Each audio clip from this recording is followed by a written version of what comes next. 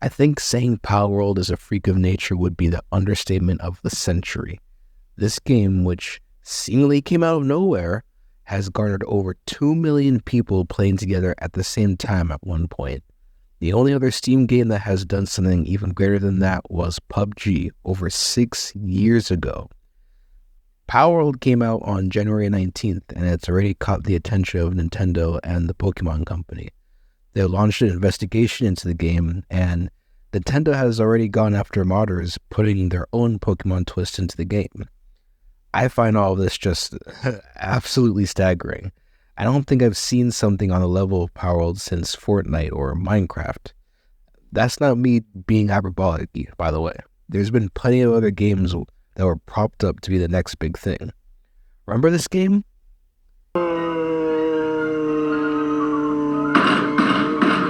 At one point, Fall Guys sold over 2 million copies on Steam. It reached over 23 million viewing hours on Twitch. It was already starting to wind down in the same year, though, but people predicted that Fall Guys would be more than just a fad. This is where it's at now. It was a fad. I think a big part of Palworld's appeal is that it's an expansion of something already familiar.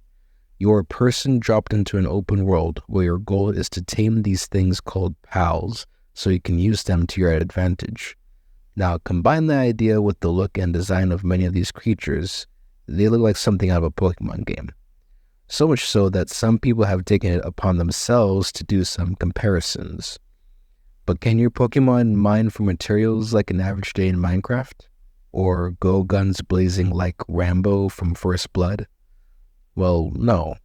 Once you get past the superficial nature of how it looks, Palworld is very distinct from Pokemon.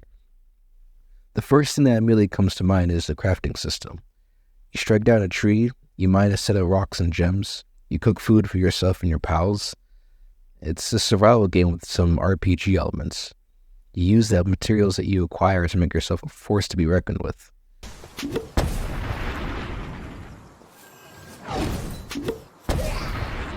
To be honest, Palworld is pretty dang awesome.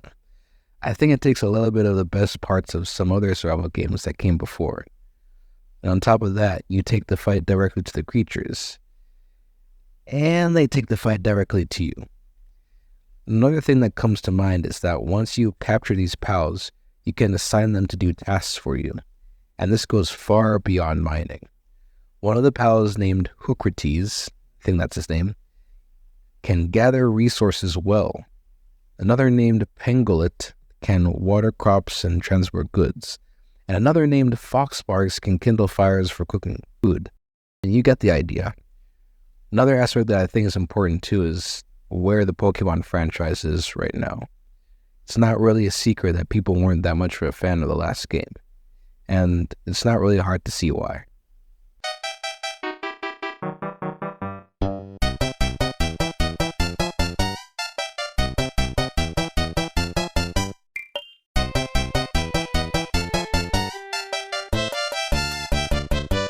That's not to say that Palworld doesn't have its own issues. The game is still in early access with the developers busy patching out bugs as we speak. And because of the massive launch, their server fees have cost them hundreds of thousands of dollars. But even so, people are generally happy with the game. It doesn't take itself too seriously, and at the end of the day, it's fun. What can I say? Sue me. Now you, please, don't sue me. Thank you for watching this video. If you enjoyed, leave a like and subscribe. Do you agree with what I had to say? Leave a comment below. See you on the next one.